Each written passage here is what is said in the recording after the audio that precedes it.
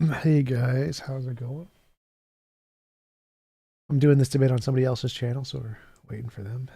Yes, this is live, best in show. This is definitely live. I agree.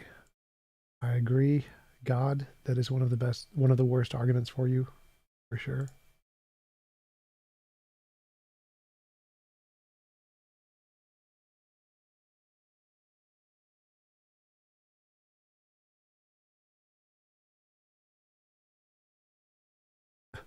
The free sub BS. Uh,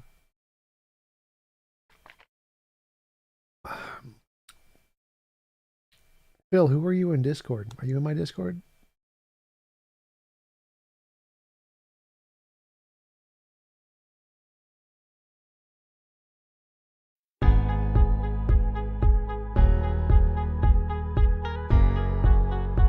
PNR is politics and religion, the Discord server. Phil, what's your name in Discord?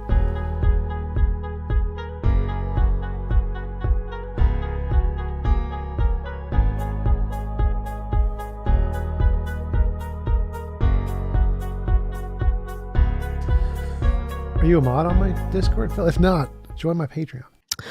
Hello and welcome to another edition of P or A. I'm your host, David Russell. I'm joined here with my co-host, Caleb Jackson. What's up, Caleb? What's up, David? How you doing, man? What's been going on? It's been pretty usual, just prepping for a lot of debates, a lot of writing, just going back and forth between life and this. So it's nice to be here. Nice, man. Well, everybody, today we got a really good debate coming for you, or discussion. It's going to be kind of informal. We've got TJump, his first time on the show. So let's welcome him real quick. What's up, Tom? Not much. How are you guys doing? Good, man. Why don't you tell us a little bit about yourself and your channel and what you do, man? I'm an atheist. I do debates on whether or not God exists and usually invite on professors and philosophers. Check out my Discord, discord.io/TJump. You can sign up as Patreon, be a mod, host conversations with annoy people. That'd be great. Right on, right on. So what got you into all that, man? Well, I was started inviting out professors to coffee and recording conversations with them because I couldn't remember everything in the conversations. And then I would upload them to my YouTube channel, and I'd happen to start getting a decent following from doing that, and turn it into a career. Wow. Yeah, it's kind of funny, man, because I didn't think you could forget things, man, because you're pretty sharp when it comes to debating and stuff like that. So, but if you guys don't know Tom, man, you haven't been around this community a lot. So, our next guest here is Dale Glover. He's no stranger to the show. So, let's welcome Dale. Hey, David. Thanks for having me. Of course. Why don't you tell us a little bit about your ministry and what you got going on? Yeah, so I'm the host of the Real Seekers podcast. I basically, same as Tom, sometimes I'll have professors on and that sort of thing to discuss various aspects related to the philosophy of religion and the truth of Christianity. I also am the co-host of the Theo Geeks podcast with Mr. Russell himself here. So I do that once a month, and yeah, that's me. Right on. Well, guys, we have an exciting show for you. It's going to be on the ontological argument. It's kind of funny because I was like, let's do the series, and Dale was like, "Hey, the ontological argument's good," and in Tom's email, he's like, "Hey, I like discussing the ontological argument." And then I heard them both discussing it one time on Tom's show, and I was like, "Well, let's get them over here and have another discussion on it and see how that goes." So that's why I got you guys here, and we have Dale, who's going to be affirming the ontological argument for the existence of God, and both guys will have an opening statement, about 10 to 12 minutes roughly. You don't have to take that time, you can, and then we'll just go into conversation from there. So without further ado, I'm going to let Dale kick it off here with his opening statement. All right. So basically, the ontological argument, in a nutshell, it's argument that takes the truth of general metaphysical principles plus the definition of what the essence or nature of God is, and tries to say, well, therefore God exists. And just historically, there have been about three stages in development in the argument. So first stage was back in the 11th century. A guy named Anselm invented the argument.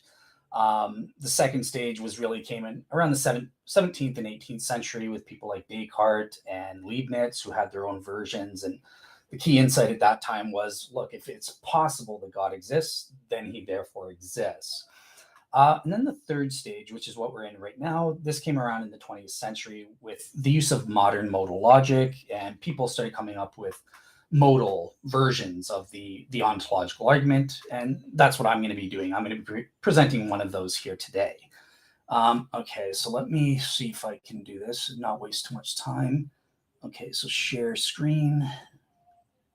Oh, okay, so I guess I can't do that. So, all right, never mind. So I'll tell you what the premises are then. Okay, so premise number one of the argument is that it is possible that a real maximally great being exists. And TJump, make note of that real maximally great. So it's slightly different than planting is.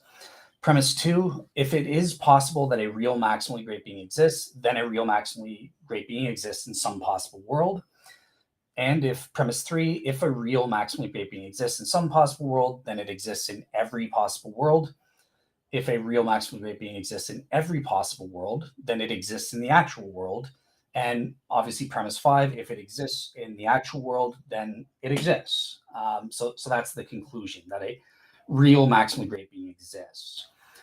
So just some quick definitional clarification here. So in terms of possible worlds, what do we mean by that? I know TJump is well familiar with it, but for the sake of the audience, it's basically in modal logic, it's a helpful visual aid or a heuristic to understanding the modes that a thing can exist in. So things can be logically necessary. And possible world semantics, that just means that it exists in every single possible world. There are contingent things. So those are things that exist in some possible worlds, but don't exist in others. And then there are logically impossible things like square circles, married bachelors. They don't exist in any possible worlds. So that's what we're talking about when we're talking about possible worlds here. Secondly, and most importantly, what the heck is a real maximally great being? So basically, I'm taking this as a modification from Dr. Yujin Nagasawa's 2017 work. And he defines it simply as, quote unquote, a being that has the properties of both real maximal excellence plus metaphysical necessity. Okay, so great. So what is a real maximally excellent being then? And that's just defined as minimally. It's a being that minimally has the maximal consistent, or what philosophers call compossible set of knowledge, power, and benevolence. So that's the definition of what that is. So, okay, great. So with that set in place, what can a skeptic say? There are basically four main common substantive objections to an ontological argument that people can give. So the first is just to deny outright that it's logically valid. People can say, well, look, the conclusion doesn't follow necessary and inevitably from the presumed truth of the premises. It's not truth preserving, as philosophers say. Secondly, it might be valid proper, but perhaps we're committing a logical fallacy, and in that case, it would be invalid. So the main one that I prepared for was begging the question. I know that TJump thinks we're committing other fallacies as well, like the reification fallacy, for example. So cool. And also you can object to it. Okay, maybe it's valid. It doesn't commit any fallacies, but it's unsound. One or more of the premises are untrue, or at the very least, we're not epistemically warranted in believing that they're probably true on a balance of probabilities. And one of the main ways of doing this is arguments through parodies. So you'll see a bunch of stuff, parody arguments. So yeah, just going into that a bit. Let me see how much time I've got. Okay, perfect. So in terms of the logical validity, pretty much nobody denies whether you're atheist, skeptic, or not. In fact, TJump himself admits that the argument is logically valid. The conclusion does follow necessarily and inevitably from the presumed truth of the premises in the argument. Now, in terms of begging the question, I'll just address that because that was the fallacy I thought was most common. So begging the question is a fallacy where basically if your main reason or a necessary part of your reason for accepting the truth of one or more of the premises comes from the fact that you just accept the truth of the conclusion. Well, that's called begging the question, and that's fallacious reasoning. So it's kind of equivalent to saying, look, either this real maximally great being exists, or the moon is made of green cheese.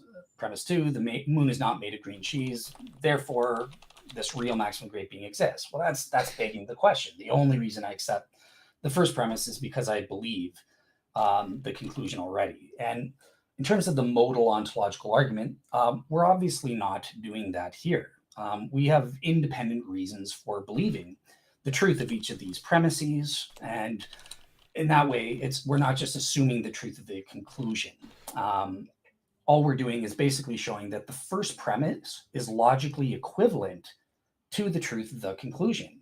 If it's possible that this necessary being exists, well, then that's the same as it's necessary that this being exists. This is an axiom known as axiom S5, or there's axiom B if you want to get this as well. Okay, so with that said, what about the soundness? That's really what the debate's about. And in terms of the soundness of the argument, are these premises actually true or not?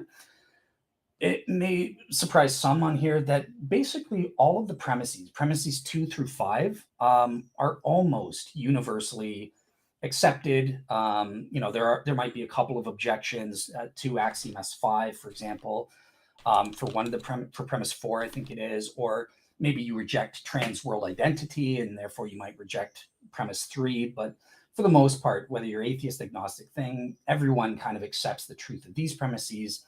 And the scholarly debate is over the first premise. Is it metaphysically possible that this real maximally great being exists or not? And just to understand, when we're talking about possibility here, we're not just talking about epistemic possibility. For all I know, maybe it's possible, maybe it's not.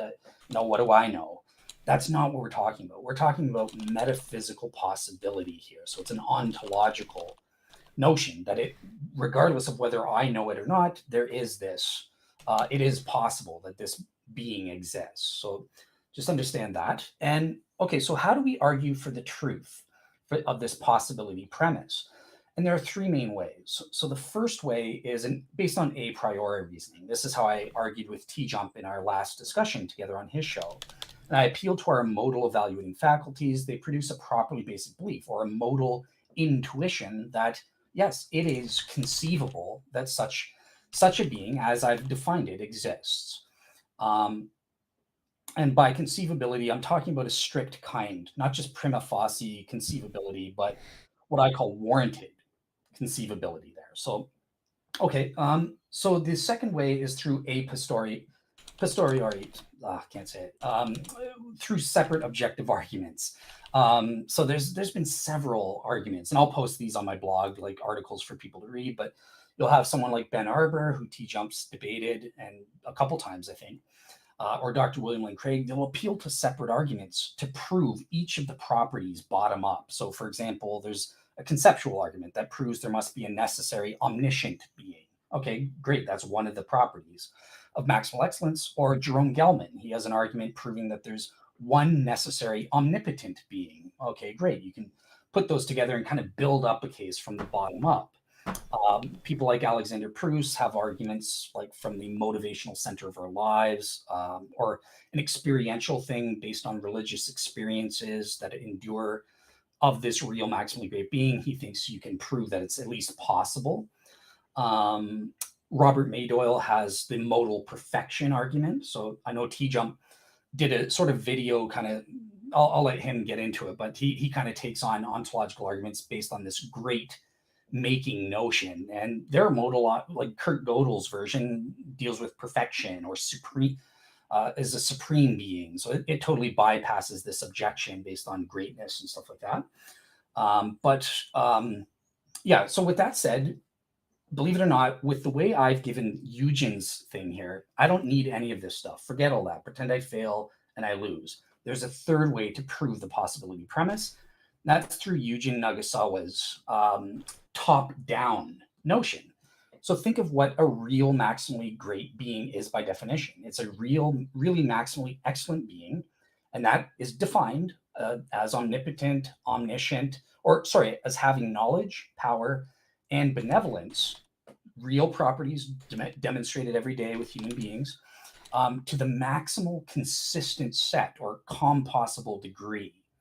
Um, Whatever that degree entails, whatever that is, that's what it is. So it's premise one is true by definition. You can't deny the truth of the premise, given Eugen's argumentation here. So yeah, I think that's it. Let me see how much time I have. 10 minutes. So just last word about parodies.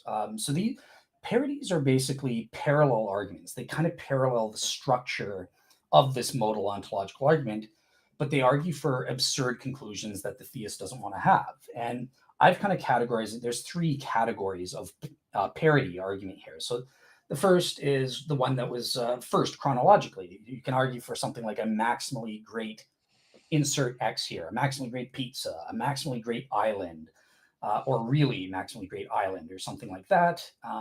That's absurd. So, okay, shoot, I guess the modal ontological argument fails. Secondly, you have the 30 necessary, seconds, Dale.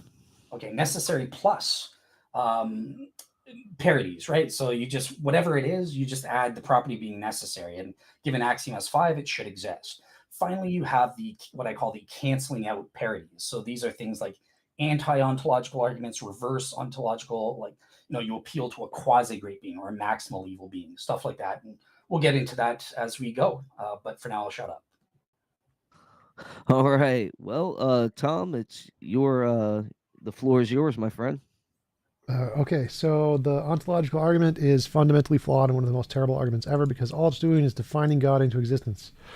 Sure, it's valid, but you can make a valid argument of anything. It's only playing with definitions. So because it's only playing with definitions, it's strictly analytic, and there can be no soundness. It can't be sound because it's purely analytic. So it's like it's 1 + 1 = 2. Like, all right, but that does tell us anything about the world? Nope. So you can't use the ontological argument to indicate the existence of a God because all it's doing is justifying the definitions itself is using. Therefore, it can be nothing more than analytic. It can't ever be synthetic. It can't ever tell us something about the world because that would be defining things into existence. And we can demonstrate this because all of the adjectives in every single version of the ontological argument are arbitrary, great, maximal, special. Doesn't matter what adjective you want to use. They're all arbitrary. You can just change the definition to anything. I can say that all of his definitions of greatness are wrong. They're all just things he got them wrong. The actual definition of greatness has to entail magical pineappleness. If it doesn't entail magical pineappleness, then it's not true greatness. It's not true maximal, not true special, not true whatever you want. It is not the truly maximal thing. Therefore, the truly maximal thing must entail magical pineappleness, which also entails no consciousness, can't be conscious. So, the true maximally great being that exists in all possible world is the magical pineapple, which isn't conscious, which disproves the Christian God or the ontological argument he's arguing for. So you can just make up whatever alternative definition of greatness or maximal you want, say this is the thing, and then the argument will work equally as well for that because all it's doing is circularly referencing the definition its own created to say that the thing I define as great, it must exist because I define it as great.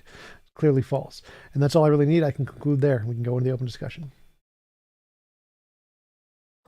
Awesome. Well, with that said, Dale, I'm going to let you go first, and you guys can just open it up from there and discuss it however you want. We'll moderate in case we just need to get y'all on track or if y'all lose track, but I don't expect that happening. So we're just going to kind of fade out in the background, and I'll let you start with the questions, Dale. Okay. So there was one. I got 4 objections from that. So thank you for making that short and concise. So the first objection I got from you is, look, you're just playing with definitions, and it's purely analytical. So what's the problem? So I would say yes, you're allowed to do that. We're allowed to make up. Philosophers do this all the time in arguments. They make up definition. Look, God equals this, or whatever it is equals this, but through the truth of the premises, you admit they're logically valid. If so long as those premises are true, and we have independent reasons for believing they're true, it doesn't matter. The conclusion is necessarily and inevitably true. You can't deny the truth of the conclusion, whether you think it's just playing with definitions or not. Sure. Okay. Well, the problem is that you can just change the definition and it will always work. So like in any valid analytic argument. A equals B, B equals C, therefore C equals A. If you can fit anything you want into those letters, and it's always going to work. So I can say dogs are chickens, chickens are cats, therefore cats are dogs, and it'll still be valid.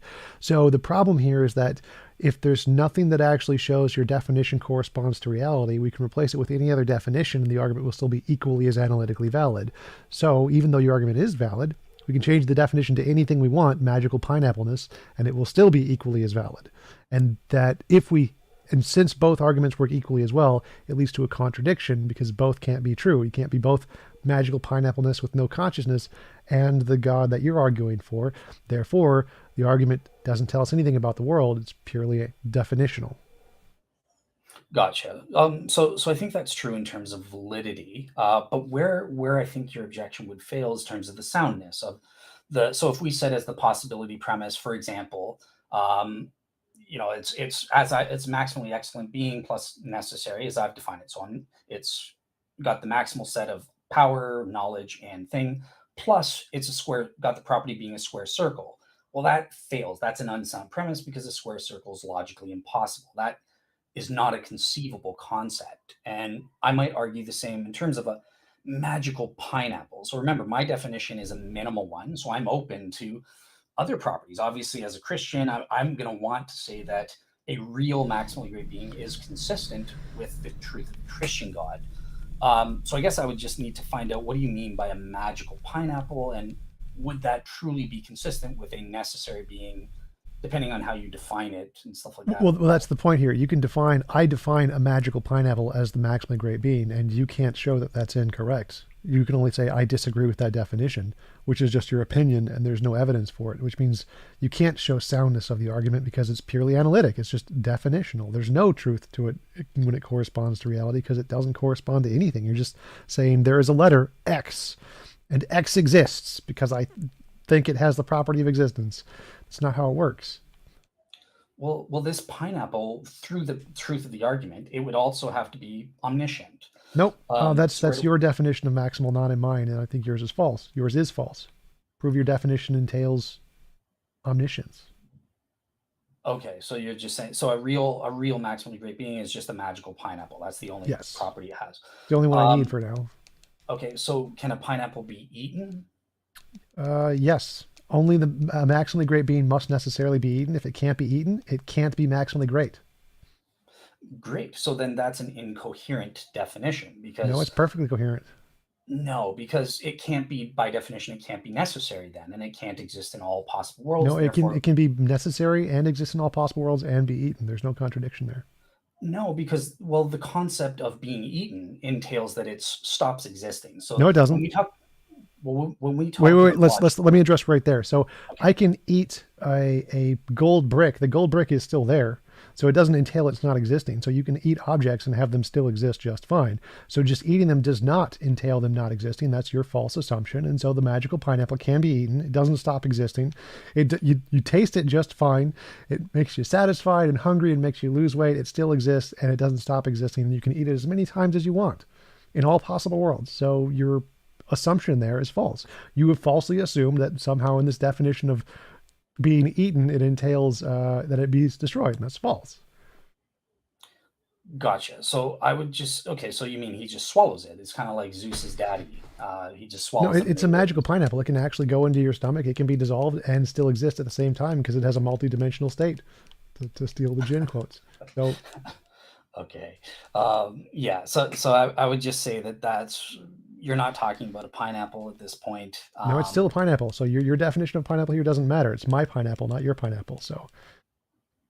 Okay. Well, I can conceive of circumstances where this magical pineapple doesn't exist. And if you keep playing with the definition, it's kind of going into like Lewis Wolpert thing. I can conceive where the Christian God doesn't exist. So is okay. Well, that's a good point. So I would just say, look, with the pineapple, there are circumstances that are conceivable where this thing doesn't exist. Like, and with the Christian God, there are circumstances where the Christian God doesn't exist. So that applies to both. So if you think that's a defeater, that applies to defeater to your ontological argument as well. Gotcha. So I think this is the best objection that you raised in our first talk. And I would just say, so in the first place, my answer is still the same. No, you can't. So I think what you're saying, you're just asserting that you can prima facie perhaps conceive of a possible world without the Christian God, Well, right? So it's not prima facie. Like I can imagine the god of the Zeus world could be real, no Christian God. The Hindu world could be real, no Christian God. There could be the atheist world could be real, no God at all. There could be many gods. There could be something higher than a god. Mormonism could be true. All of those things are conceivable, and not only conceivable, have been conceived. Therefore, it's demonstrated. QED, yes, there are worlds that can be imagined without the Christian God, no problem. Well, so definitely there are possible worlds with Zeus and with these pagan created gods. The Hindu gods are created, by the way. So that's not inconsistent All with the gods are created, just so you know. not by definition.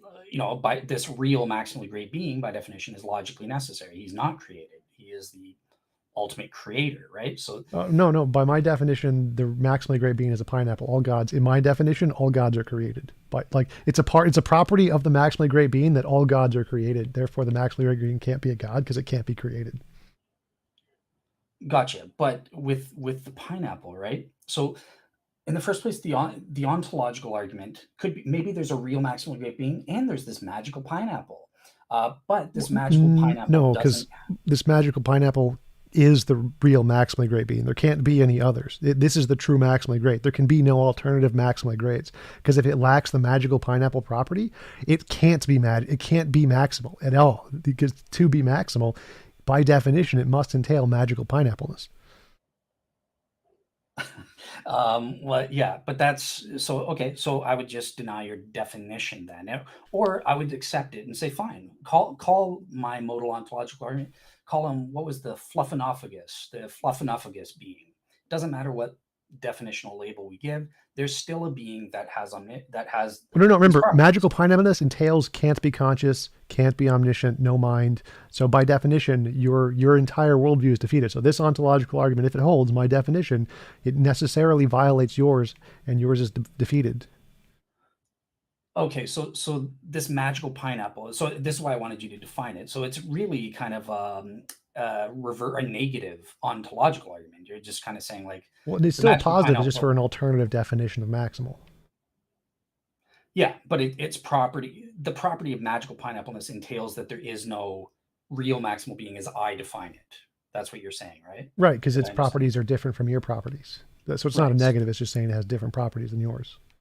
Gotcha. Okay, so that would be an example of a canceling out parity argument, and it basically just comes down to number one, which of the premises do we find more plausible? And I've provided three. Well, because when you have a similar structure of an argument, Well, and the we've argument's the admitted. exact same. So we're using the exact same argument, we're just changing the definition of maximal. So the argument is exactly identical in both cases. We're just changing the presuppositions of the argument of what the definition of maximal means. Exactly. So you have these two parallel arguments. We've both admitted that my argument is valid. So the parity can only show that in some way my possibility premise is unsound. It's not true.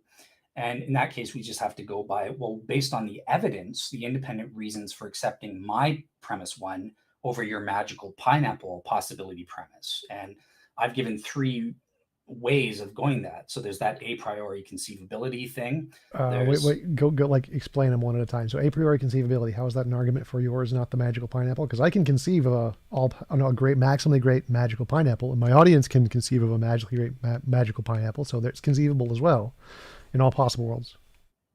Well, your magical pineapple is just a negative property that my No, real it's not. maximum It's not a is. negative property. I'm giving it that just so that to make sure that you understand it's not the same. Magical pineappleness has no consciousness in it. That's not a negative property. It just has the property of magical pineappleness, not the property of consciousness. So it's not a negative property. I'm just using that as a way to explain to you that it's different from yours. Gotcha. So let me put it this way: with the magical pineapple, are there any circumstances at all that you can conceive of? And I'm talking about not prima facie warranted conception. You seem to understand the difference, or what Lewis calls ideal, or Chalmers, sorry, calls like ideal conceivability or something. Are there any circumstances where the laws of logic are true, but that magical pineapple, doesn't exist at No, it any exists in time, all possible worlds. at all times. Yep. Okay, so you're just saying it's logically necessary then. Yes. Okay, sorry. Yeah. Yes. I mean, the only difference between the magical pineapple and your definition is the consciousness part. Okay, so this is where I would appeal possibly again to the conceptions. If you're saying you personally just can't conceive of that because you can conceive of knowledge, right? Beings have knowledge. This is a property beings have, right? Sure. Some of them, not all of them. Doesn't matter. So some beings have property of knowledge, having property of knowledge. Yes. And there are Some beings have the degrees. property of hunger, and some beings have the property of mass. Cool. Are there degrees of knowledge? Do some people have Sure. more knowledge? Just like there's degrees of mass. Okay, cool. So given my Eugen Nagasawa's top-down approach, he would just say, well, there's got to be a finite, there's got to be a maximal compossible or consistent set of knowledge a person can have. I don't know what And that means. Like, I could say there's a maximum amount of mass a thing can have. is there a maximum knowledge? Let's pretend it's just knowing the true propositions or something, right? People know more true propositions compared to others. So on that basis, there's a maximal degree. I can conceive of a being that has the maximum amount of true propositions in his head and knows them. No, there could be an infinite amount. So saying there's a maximum amount of true propositions could be like there's a maximum amount of mass. There could just be an infinite amount or a biggest number. So that could just be false, but it's not relevant. Okay, well, I would just come back with that and say, well, there is no such thing as an actual quantifiable infinite. I know that's more an argument for the cosmological argument, but that's how I would kind of respond to that and say, no, there is a finite set. The universe is literally infinite, but that's again not relevant to your argument. Gotcha. Okay. Yeah, and there is a potential infinite. Just to clarify for the viewers, there's a finite set of true propositions that a being can know at any given time, because obviously the future is potentially infinite. So, there is a potential infinite of propositions, but that's beside the point, as TJump saying. Okay, what about the second way? Some people provide a posteriori reasons or arguments that prove the omniscience of God and stuff like that. So, for example, one example would be Richard Swinburne. Again, kind of what I just did with you. Like, he will say, well, there is this property of knowledge. We know that there are different degrees, and it's simpler to posit there's a being with this maximal compossible set. No, it's definitely not. So it's definitely not simpler to imagine an all-powerful being who knows everything than to imagine just nature. Nature is simpler by definition. So nature plus God, less simple than nature. And infinitely powerful God who knows infinitely many facts is infinitely more complicated. So all Swinburne done is invert the definition of simplicity to mean it's the exact opposite of what it actually means. And by doing that, again, you could just mirror the argument and say the simplest thing is the magical pineapple, because that's just how I'm going to define simplicity now, because it's the universe plus the magical pineapple. Just arbitrary definition of simplicity. Well, this magical the way the Swinburne's simplicity argument, and Caleb Miller is another philosopher who argues similarly and much more. There's different conceptions of simplicity, right? And in terms of ontological simplicity, with these properties that I'm asserting in this argument, it's simpler to just assume that it's up to the potentially infinite degree or the maximal consistent degree, rather than some mixture of a finite degree here versus a higher or lower degree here. That's what he's trying to say, is that it's simpler in that respect. Yeah, but that again doesn't make any sense. It's just arbitrary. You can arbitrarily define anything you want as simplicity and say, oh, because I've defined this to be simplicity, therefore it's more likely to be correspond to reality. It's just changing definitions again. So I can just change the definition of simplicity to be the pineapple. Only pineapples are perfectly simple. The magical pineapple is the perfectly simple thing. Therefore, anything that isn't the magical pineapple is arbitrarily complex by comparison. Gotcha. Yeah, and again, with that magical pineapple thing, it's just you're giving an incomplete definition, what you're really talking about is God, is the real maximally No, great being. remember, it can't be conscious, so that's false. That I've already debunked that argument like 4 times. Yeah. Okay. So here's another a posteriori argument for the omniscience. So the consciousness. So you're giving like a quasi great being. He's thing. The magical pineapple is No, everything. yours is the quasi great being. Mine is the true maximally great being. There can only be a true maximally great being of the pineapple. It doesn't have the magical pineapple property. Can't be a true magically great being. Everything else is a quasi magically great being, like what you think the Christian God is. It's quasi magically great. Okay. Cool. So as long as I can prove that this thing is conscious, that will defeat your parity argument. Sure. So okay. So what about this argument that some philosophers have given? So premise number 1: abstract objects like numbers and propositions are either independently existing realities or else they exist as mental thoughts or concepts in some mind. Premise 2: abstract objects are not independently existing realities.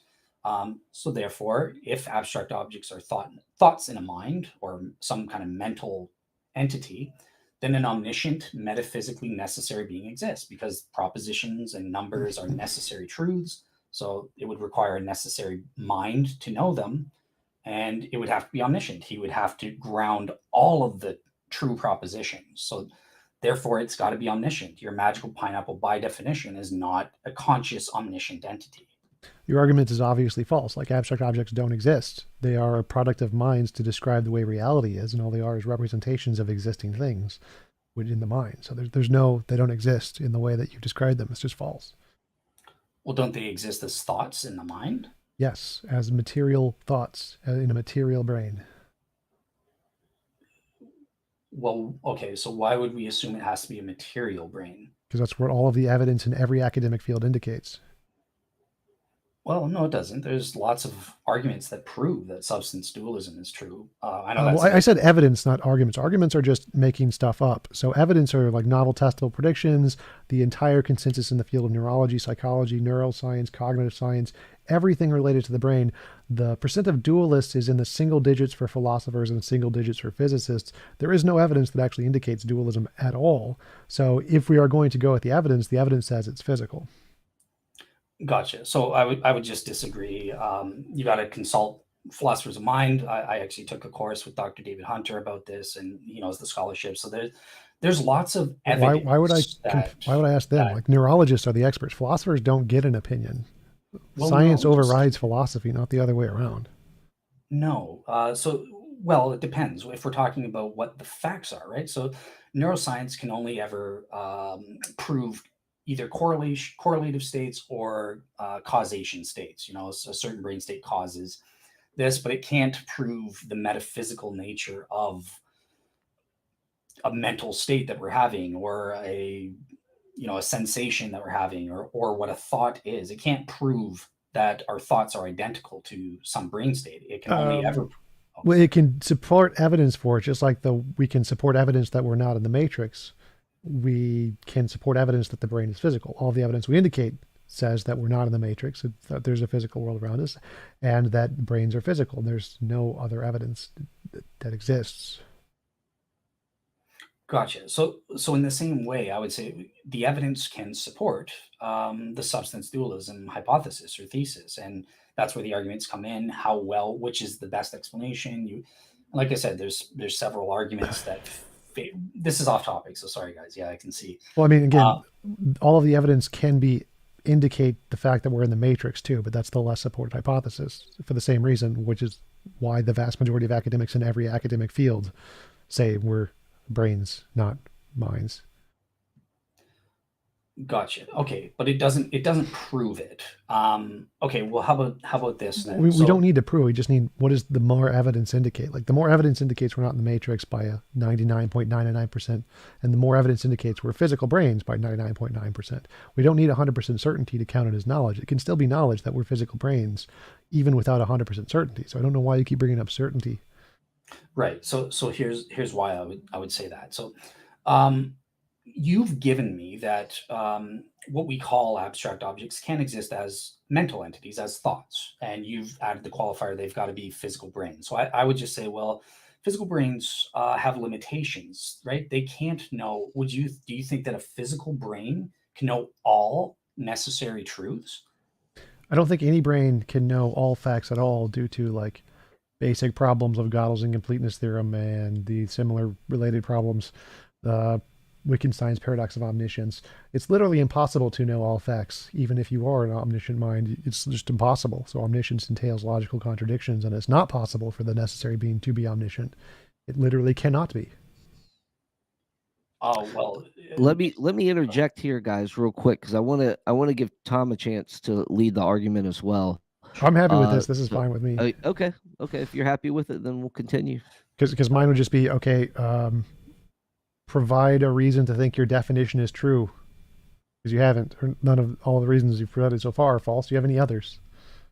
Well, I would say that they're not false. You're just asserting that they're false, right? So, Well, no, like, I think I've demonstrated they're false just in this conversation. It's pretty easy to show they're false because all you're doing is playing with definitions. I just changed the definition, and then all you have is more definitions to try and justify your previous definitions. And so I can just make up new definitions to justify my definitions. And you got nothing. So the only thing kind of evidence you could provide would be empirical. You need novel testable predictions. And until that, your arguments are always just going to fail because I can just replace your arguments with a mirrored argument with a new definition. yeah, but then the mirrored definitions either fail because they're not structurally the same, or they're not dialectically the same as No, they're Eugen and exactly identical. So they work exactly the same way and exactly as well in every case necessarily because all I'm doing is changing the noun. So they all necessarily work. You can't ever definitionally indicate any evidence because they're always going to work since they're only analytic. Until you can have some kind of verification in the external world to make it more than analytic, then yeah, every counterargument is going to work equally as well necessarily because it's also just analytic. Okay, so all right, so I'm going to go back to you said all my arguments fail. So you've actually conceded defeat when you admitted that there is the property of knowledge, beings have different degrees of it, and given Eugen Nagasawa's top-down approach, Which is it, false. So his model is obviously false. But I mean, again, the fact that we have mass doesn't mean that there's a maximum thing of having mass. The fact that we have knowledge and that there's degrees of knowledge is no different than the fact that there's mass and we have degrees of mass. Is the maximally great being the fattest of all beings because we have degrees of mass? Clearly not. Dale, can I jump in real fast with some moderator privilege and just ask for both of your all's, I guess, clarifications as far as how you're defining maximally great, or at least I know that Dale is throwing that term around. So Dale, are you thinking more in lines of like how Josh Rasmussen would say with like lacking arbitrary limits, or how exactly what do you define greatness as a property? So the property would be real maximal greatness, and it's clearly defined in the argument. And so it's not necessarily, oh, it has all the great making properties to whatever maximal degree. I'm actually defining it technically as it has power, knowledge, and benevolence, all properties that we know exist from human beings, to the maximum consistent degree, or the maximally consistent degree. That's a minimal definition. Maybe it's got omnipresence too, but the argument doesn't care about that. It just argues for these three properties. So a real maximally great being is one that has these three properties to the maximally consistent degree, whatever that degree is, plus metaphysical necessity. So it's four properties, really, minimally. And so, Tom, are you saying that the idea of greatness in this way can't really be defined like objectively? It just seems semantics to you that's arbitrary? Yeah, like you can make up any definition you want and submit it as an alternative definition, and it will be equally as justified and equally as reasonable in all cases as the definition that he has provided. Okay. I just wanted clarification at that point. So I'll let Dale go ahead and finish what his point was that he was getting to earlier. Do you remember what I was? I think we kind of finished it. Like I brought up the point from before, the argument from before, that I hear, with all due respect, I hear TJump conceding defeat. Although he did say that it's just, so we've got knowledge to degrees, and it makes sense to say there's a maximal compossible degree that a thing can have. And you said that's not the case. Why couldn't that be the case? Why is that impossible? Well, it's like saying there's a maximum degree of mass, like where the maximum number. There's not a highest number. Like even if it was the case that there was a highest number, that doesn't mean that the highest number would be entailed in the necessary being. So it doesn't make a difference. Like this argument from continuation is irrelevant. It doesn't in any way provide evidence for or against the properties of what the necessary being are. It's completely arbitrary.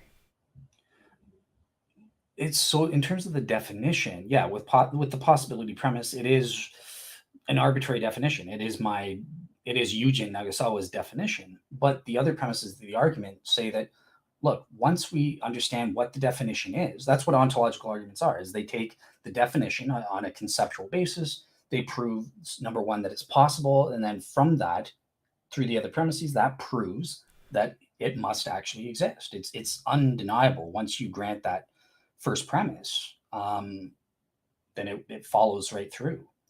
Which follows no matter what you change the definition to be. That's the problem, is that it works for literally anything that you change the definition to be. So No, which would lead to alternatives like the magical pineapple. No, but it doesn't work for anything, right? So you've kind of gotten yourself. No, I could say it's a square circle and it would work equally as well. Like we can literally make up whatever definition you want. It just, all I need to show is that there's one thing that it could work in a different way, and to demonstrate that there could work in any possible way. So for example, if I say it's a magical pineapple which isn't conscious, that shows that the consciousness property of yours is arbitrary, but I can make all of them arbitrary. I can say a maximally great being is a square circle, and that would work equally as well. You coming up with ad hoc reasons why you think it doesn't work isn't evidence. Like you saying, oh, well, or a pizza, take the pizza, for example. You said pizza can be eaten, therefore a pizza can't be maximally great, because then it wouldn't necessarily exist in all possible worlds. Well, that's false. I can just say, nope, your conception of maximally great is wrong. Maximally great is actually existing in all worlds until it's eaten. And that would be equally as coherent. So, like, again, the fact that you just made up a definition of arbitrary criterion of what can and can't qualify as that definition is totally just a word game. There's no, until you can demonstrate that anything a part of your definition corresponds to reality with empirical evidence, it's just making up definitions. So no, that's absolutely wrong. Ask anyone with a PhD, atheist in modal logic, everyone, virtually everyone agrees with the validity and soundness of how this works, right? No. Remember, I'm granting both of those things. The definition, you can change it to anything you want. It will still be valid and it will still be sound. And that everyone in the philosophy agrees with too, other than the theists. No, they don't. They do. They definitely do. So the whole point is that this is defining things into existence. That's like the main criticism of why no one takes this seriously in philosophy other than theists. It's just defining things into existence. You change the definition, you're defining a new thing into existence. So no, so you're correct that parodies are the number one objection, right? Because most people can't figure out what is wrong with it, because there is nothing wrong with it. No. The objection that everyone in philosophy agrees with that isn't a theist is that you're just making stuff up and you're making up a definition. So if we change the definition, it works equally as well. That's the part that we're just like, yeah, I can make it a square circle, it works equally as well. Or magical pineapple works equally as well. That's the reason parity arguments are the same, is because all you're doing is using analytic logic to define your thing into existence. And we can just define anything else into existence in the exact same way, and it'll be equally as valid and equally as sound. It's just an analytic argument. So it's basic fallacy of composition to use an analytic argument to try and justify a synthetic conclusion about reality. It doesn't work that way. Okay, so it does. And let me use your square circle example to prove why you're wrong. Sure. So okay, cool. So when we say that something's logically necessary, for example, or even logically possible, it means that there's a condition. The laws of logic, like the logical law of non-contradiction, is true.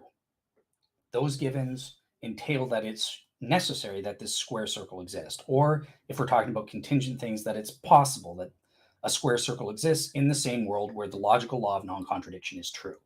A square circle, by definition, violates the logical law of non-contradiction. It can't exist in any possible world where the logical law of non-contradiction is true. So you're wrong. We would deny premise one. Right. I can just say a maximally great being, a true maximally great being, that, as opposed to your quasi maximally great being, is only one that can violate the law of non-contradiction. If it doesn't, it's not a truly maximally great being. So sorry, say that again. You said that really fast. A true maximally great being is only one that violates the law of non-contradiction. So if it doesn't violate the law of non-contradiction, it can't be a truly maximally great being. It's only a quasi maximally great being, and therefore it wouldn't exist in all possible worlds. A true maximally great being is only one that must violate the logical law of non-contradiction. Great. Yep. So you're saying that there's a logical possible world where a being violates the laws of logic, where the laws of logic aren't true. No, it doesn't even matter if it's the case. So I can say I can make a logical contradiction in the definition of maximally great. I can say maximally greatness is a thing that exists in no possible worlds and a thing that exists in all possible worlds. Therefore, no maximally great being could ever exist. And I can say that that's the true definition of maximally great, and it's equally as coherent as yours, or equally likely to be true as yours. So if I just pick anything like square, circle, or logical contradictions, that definition of maximally great is equally as likely to correspond to reality as yours, even if it has a logical contradiction in it. Yeah, so I would just say no. This is a metaphysically impossible premise. It's not feasible for But that such a. doesn't matter. Like the point here is that the definition that's metaphysically impossible that I've made up is equally as likely to be correct in reality as yours. That's the point, is you're just making up definitions of what you conceive of or what you think you can conceive of. Reality doesn't care. Until you can actually demonstrate your definition that you've made up corresponds to reality, then it's no different from me making up a logical contradiction and saying it's true about reality. No, it's totally different, right? Oh. So in terms of the okay, well let me try to explain why. So in terms of the definitional point, you're correct. You can define, it's your argument. You can define anything you want. If you want to define something, a square circle, it's possible that a necessary square circle exists or something. Cool, and you can give it whatever label you want. Yep. Great, awesome. I understand. But then when we're evaluating the soundness of your first premise, it is metaphysically possible or logically possible that this necessary square circle exists. That premise is demonstrably false. It violates the logical law of non-contradiction. Things that violate the logical law of non-contradiction can't be true. There are no possible worlds where they exist. Even if you define it, oh, well, it exists in no worlds and it exists in all worlds, that's gobbledygook. Well, that's not the objection here. The objection here is which definition is correct. Whether or not, like, the fact that my definition isn't possible or couldn't be such a thing doesn't make a difference. The fact that yours could doesn't make a difference. The question is which one's correct? Which one does this property of maximal greatness actually correspond to in reality outside of our opinions? Because if I have an opinion that it's the square circle definition, you have the opinion it's the God definition, which one of our opinions is correct? The fact that one may or may not be able to exist in reality is irrelevant. It doesn't tell us the truth of which definition is correct. Like pineapples could exist in reality. Does that mean pineapples are magically great, like a physical pineapple? No. Mm-hmm. The fact that it's possible doesn't tell us which one is more likely to be true. It just tells us which one you can conceive of or which one you like better. Okay, so believe it or not, from the perspective of philosophers who use this argument, this is exactly backwards. There are no correctness conditions for the definitions. You can define anything you want, any way you want for an argument, right? Right. So it doesn't matter my definition is true, your definition is true, but it only matters, is it metaphysically possible? Is that first premise, is whatever your definition is that possible? And you're saying, yes, my necessary square circle is metaphysically impossible. Premise one, unsound failure. With my argument, my real maximum great being, that's not the case. That is metaphysically possible, and therefore the argument takes over, so your parity fails. Well, again, that doesn't matter. Like, nothing about that matters here. The question is does the property, the definition that you gave, actually correspond to reality? So, like, I can make up a definition of the law of gravity. The law of gravity is magical puffins. And Einstein says, no, the law of gravity is curvature of space-time. What matters here is which one of our definitions corresponds to reality. What is the definition reality gives to greatness? Not you, not me. We can make up our own definitions, but what is the definition reality gives? Now, if the definition reality gives agrees with me that a maximally great being is a square circle and it's not possible to exist in any possible worlds, then your definition is wrong. And if reality defines maximally great being in the way yours does, then my definition is wrong. But until we can actually figure out the way reality defines it, your opinion and my opinion are exactly equal. So the question here is, how do you show the definition reality is using? Because I don't want your definition, because it doesn't matter, because it's no more likely to be true than my definition. How do we show reality's definition is one way or the other? Gotcha. Okay, so sorry, I was misunderstanding. I thought you were still on premise one. So you're kind of can accept premise one, but how do we go about showing that reality has adjudicated this one is true or not? And that's where premises 2 through 5 get us to that conclusion that God actually exists. So if I've got this metaphysically possible arbitrary definition that I've made up, and so therefore it's possibly necessary, that's premise one. Okay, well then that means it exists in every possible world. That's just what logical necessity means. Every world where the laws of logic are true, this thing necessarily exists. It's needed to exist. If it exists in every possible world, then it exists in the actual world. And if it exists in the actual world, it exists. So That's how reality adjudicates, through this modal logic. That argument works for the square circle thing too, because it just wouldn't exist in reality and it wouldn't exist. And so the conclusion, that whole argument would still be equally as valid and equally as sound under either case. Even if it's a square circle, if it doesn't exist in reality, then it wouldn't exist. So the argument would still be perfectly valid, because the conclusion isn't the thing exists in reality. It's just it's possible exists in reality. If it doesn't, then it doesn't exist in reality. So it's true through Axiom S5 and stuff. You can just slap the word necessary on anything, right? So necessary square circle, necessary line, or whatever. And premises 2 through 5 would get you to say, okay, whatever is necessarily or possibly necessary is necessary. That's what that Axiom S5 is all about. But then it will come back to premise 1, and I'm just going to flat out deny you. I know that you say it's irrelevant, but it's not. That's not irrelevant. The whole point is here, I'm doing the exact same thing to you. Like, your definition is just made up. Yeah, but that's not a problem. It is a bit. So the main problem is if you can't show the difference between imagination and reality, then it's just your imagination and nothing more. Well, the way we do that is by showing, look, it's this made up definition is possible. Okay, great. In your imagination. Premise, in a possible world. In your imagination. That's what possible world means. It's in your imagination. Well, there's a difference between imaginability and conceivability, but yes, I get what you're saying. For the sake of argument, imaginability, great. But then we have premise 2, right? So then it exists in some possible world in your imagination. Premise 3 comes in. Well, because it's a possibly necessary thing in this one possible world, well, necessary means it exists in every possible world where the laws of logic are true. And then if it exists in every possible world, it exists in the actual world. So bada boom, bada bing, we've got this real maximally great being. Well, it obviously fails again, because I can just define it differently. Another way to show it fails is to say there is no maximally great being. Okay. Like I could say that there is a world where this it exists in every world but one. This one, it doesn't exist, therefore the maximally great being is false. Well, so you would just be saying, okay, there's this really maximally excellent being that's possible. It exists in all possible worlds except for one. In that case, yeah, the modal ontological argument wouldn't work, right? Because Axiom S5 wouldn't apply to it, where it's not necessary by definition. Yep. So cool. So what? Yeah, there are. So if we can imagine one world, one imaginary possible world where this thing doesn't exist, then your argument's defeated. And I've already done that. Like, most atheists do that every day. No, but the argument isn't defeated. I mean, there are lots of contingent beings that are lesser, that are not necessary. There's Satan. He's got a lot of property. He's very powerful. He's very knowledgeable. Wait. So the argument is that if I can imagine one world with no necessary being in it, or that it exists in all possible worlds except one, that's now conceivable. So it is conceivable that there is a maximally excellent being and no maximally necessary being. Therefore, it is conceivable to imagine a world without a necessary being.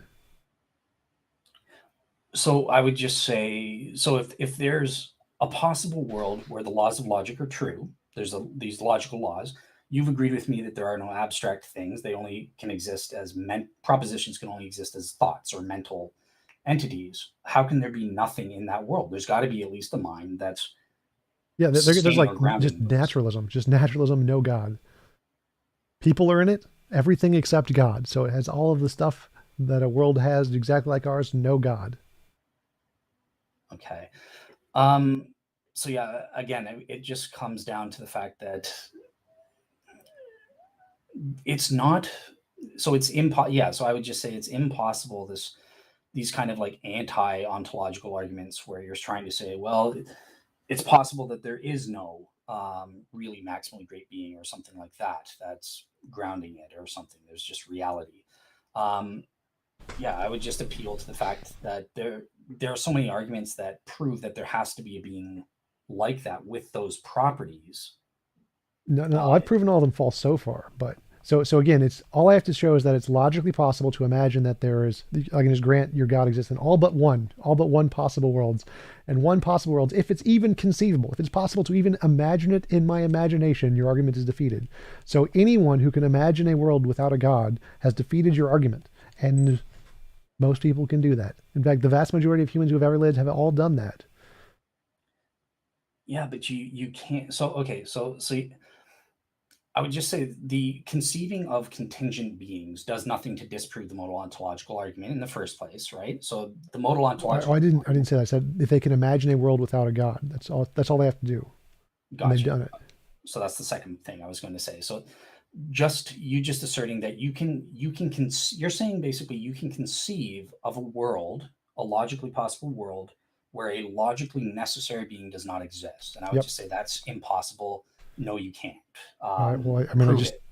I guess I would say, what well, do you have? you did it. It's called a a maximally excellent being who is not maximally necessary.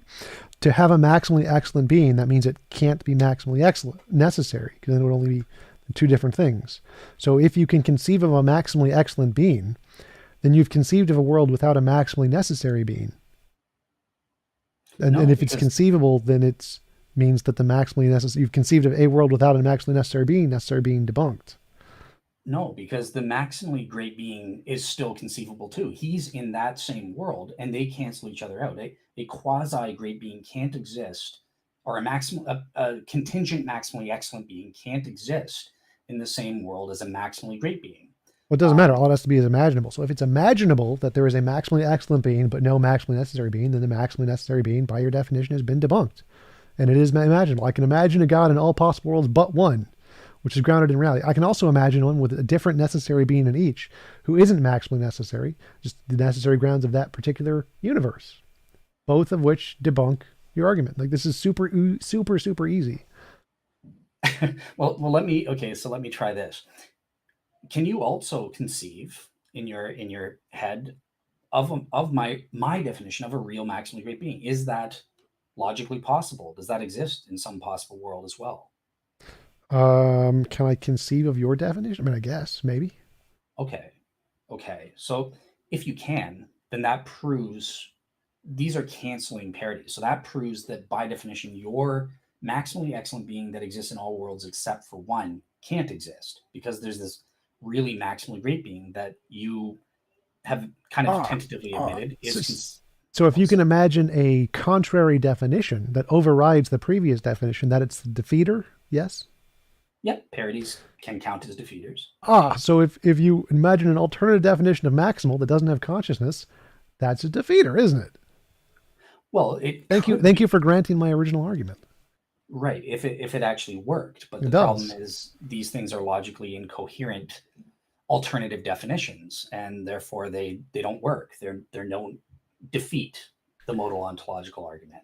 Well, two things. First is that your definition of a god is logically contradictory. All of the properties, omniscience, omnibenevolence, all powerful, all of those are logically contradictory properties. Secondly, my pineapple isn't. There's nothing logically contradictory about my magical pineapple property. Interesting. Okay, so in what way, in the first place, your objection is totally irrelevant, but I'm just going to play with it for a second. In what way are omniscience, omnipotence, and omnibenevolence contradictory? Can God create a rock so heavy he can't lift it? If no, he's not omniscient and not omnipotent. Oh, Omniscience, for God to know everything, can he know? Like, I forget what the actual example is. There was a logical paradox presented something like the liar's paradox and Russell's paradox for knowledge, and Wittgenstein's problem of omniscience. It shows that it's impossible to actually know every proposition. So we know Gödel's incompleteness theorem proves God can't have omniscience, so omniscience is itself a logical contradiction. Gotcha. Okay, so in that case, it comes down to, well, what do these properties entail? And remember, Eugen, a real maximally great being, has these properties to whatever the maximally consistent degree is possible. So whatever that is, that is definitely conceivable by definition, right? So it doesn't have, we don't have to go from the bottom up and say, well, omnipotence would entail you have the power to make a rock so big you can't do it, or something like that. But again, how do we define omnipotence, right? This is just, you have the power to do everything that is logically possible to do in order to be consistent with the laws of logic. Omniscience, how do we define that? You have all of the true propositions that it is logically possible for you to know. So God doesn't have all forms of knowledge. He doesn't have experiential knowledge. Before you said an omniscient being is one who knows all true propositions. Well, now at you're any given saying time. Sorry. Right. So, but now you're saying that's not the case because there can be true propositions that he doesn't know. That's kind of the point of the paradox of omniscience and Gödel's incompleteness theorem. So there are true propositions he can't know. That means he can't be omniscient. That's a logical contradiction. Therefore, your property is equally as coherent as a square circle. And do you mind explaining? So I can imagine. I was just going to say there are true propositions that don't exist at a time, but come into existence in the future on an A theory of time. This is just what at any given time, God cannot know all true facts. and what's the reasoning behind that? Gödel's incompleteness theorem, the P or NP problem, all of the different problems that show you literally can't, due to Russell's paradox, have that knowledge. Well, with incompleteness theorem, from my understanding, you can, as long as you, it's just saying, look, you have to have certain axioms. God can know whether these axioms are, there's a fact of the matter about the logical law of non-contradiction, for example, or certain axioms which form the foundation for the rest of derivative propositions. So yeah, God can know those at any given time. No, God can't solve the problem of omniscience that way. That doesn't even work to solve the problem of omniscience. Just saying you have axioms doesn't actually solve it because it has nothing to do with axioms. Like the P or NP problem says there are certain problems, certain questions you can't answer. It's not about axioms. It's irrelevant to the axioms. It's way after the axioms. Gotcha. Okay. All right, cool. So with Yuji Nagasawa, let's just say for the sake of argument, because I don't know what you're talking about, so I do need to research on that front. But let's pretend that's true.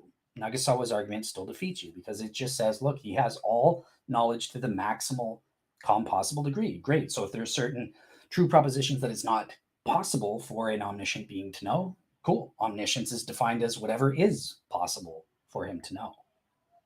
Okay, and we can just say maximal greatness doesn't have knowledge. It's just an arbitrary thing that you've made up. There's no reason to think it has knowledge. Well, why would that be? I mean, knowledge is Why defined would as it have knowledge? Like the fact that you assume that maximal greatness entails knowledge is arbitrary. yeah, but I've proven that that arbitrary concept exists through the modal ontological argument. And Yes, and I have an arbitrary concept to which it doesn't have knowledge, and it also exists through the modal ontological argument. no, it doesn't. Like that square circle, it fails the first premise. Square circle. The pineapple? Your No, the pineapple. necessary square circle, or the magical pineapple. Magical pineapple doesn't in any way. So the magical pineapple, no knowledge, no consciousness, can exist conceptually just fine as maximally great being. No logical contradictions. So Yeah, but we know that knowledge does exist, so it would need ultimate ground. So those true propositions would need grounding in something, and by definition, it has to be a mind, according to you, because there are no abstract Platonic things. Knowledge is a result of an emergent property of physical processes. So it's grounded in reality. There's no mind required to ground knowledge. The consensus in every field of brain science. Gotcha. Okay. Dale, can I ask for another clarification? Yeah. Oh, sorry, David, are you going to say No, something? go ahead. I was just going to wrap it up here in a second to do questions. Yeah, you're good. Yeah, from I the was audience. asking if there were questions from the audience. No, I was going to ask Dale, so just because you're talking about knowledge is like a prerequisite for maximal greatness, is another way, because when I had first heard this, I more imagined that it was like freedom. So could you say that it is better to be free than not be free, and that in order to have libertarian freedom in that sense, you would have to have some kind of will and intention, and that would imply a conscious agent? Is that more so what you're getting at, or no? Yeah, I think you could work that way and work that into the definition as well. Like remember, my definition of a really maximally great being is a minimal definition. So it can include the Trinity, it can include omnipresence, it can include freedom of the will, and all these other things. Obviously, again, it would need to be, these properties would all need to be coherent and consistent in their maximal compossible degrees with all the other set of properties. But it's just for the sake of argument, we, like Plantinga and that kind of like arbitrarily define it as minimally, it's at least these three properties. And that's good enough to get it off the ground. If you want to add other stuff after the fact, like freedom and stuff, cool. Does that answer your question, Caleb? Or yeah, okay. Right on. Well, guys, we're gonna bring this to a close here because we're a little over an hour right now, and I'm just gonna do quick questions from the audience. We only got a couple, so the first one's for you, Dale. Okay. I was just gonna ask TJump okay, so when it's something that is limited to only ever be able to produce our universe be simpler than one with free will that could create anything? Well, so it depends on, I guess, what you mean by simpler, right? So like if you're meaning simpler in the sense of how many component parts or ad hoc hypotheses or something like that, and that's kind of the way TJump is approaching it. But there's also this metaphysically simple, just a single soul that has all these causal powers and creates the universe is very ontologically simple and metaphysically simple. So that's what most theists mean when they refer to God being the simplest being and that sort of thing. Yeah, hopefully that answers that question there. Tom, you want to comment on that one? Yeah, it would definitely be simpler for a being, for just like a quantum particle or something to create the universe than a being with free will. And it'd obviously be simpler than an all powerful being. Saying all powerfulness is somehow a property of the soul thingy is arbitrary. You could just put in pineappleness or spaghettiness and say, oh, it's a property of the soul thingy, and therefore it's simple to have a magical pineapple. It's an arbitrary definition of simple. One thing I'll just add for that questioner, on my blog, I don't know if you know where my blog is, but I will post up Caleb Miller's new paper about this because he goes into great detail arguing for the simplicity of God and what that entails and stuff like that. So you can check that out. All right. Well, the next question we have is for Tom. Wouldn't something maximally great also have cognitive powers, since if it didn't, then it wouldn't be maximal and instead limited? No. So complete honesty here, I have no intuition that maximal would entail intelligence. If there was such a thing as maximal in reality, there's no reason to think it would have intelligence whatsoever. I think it's more like a quantum field would be the maximally great thing that has no mind, no consciousness, just a fundamental law of nature. It seems to be the maximally great thing. Minds seem to be an emergent thing, no different than pineapples. So saying that there is a consciousness or a mind in the fundamental thing is no different than saying there's a pineapple in the fundamental thing. All right. Well, I'm gonna Dale, do you want to comment on that one real quick? Oh, so I should have read the question. I think so why is knowledge? I tried to avoid this because I remember how my conversation with TJump went last time, and we spent like a lot of time on this notion of objective intrinsic properties. And most people think that positive properties like having omniscience or something like that, or knowledge is definitely, it's good in and of itself. It's intrinsically good to have knowledge. But yeah, that's how I would kind of respond. I try to avoid that entirely using Eugen's top-down approach in this debate, though. All right. Well, we're gonna move into closing statements. Just a couple minutes here for each, and plug your ministries or your shows and so forth. So I'll let Dale start so we can give Tom the last word.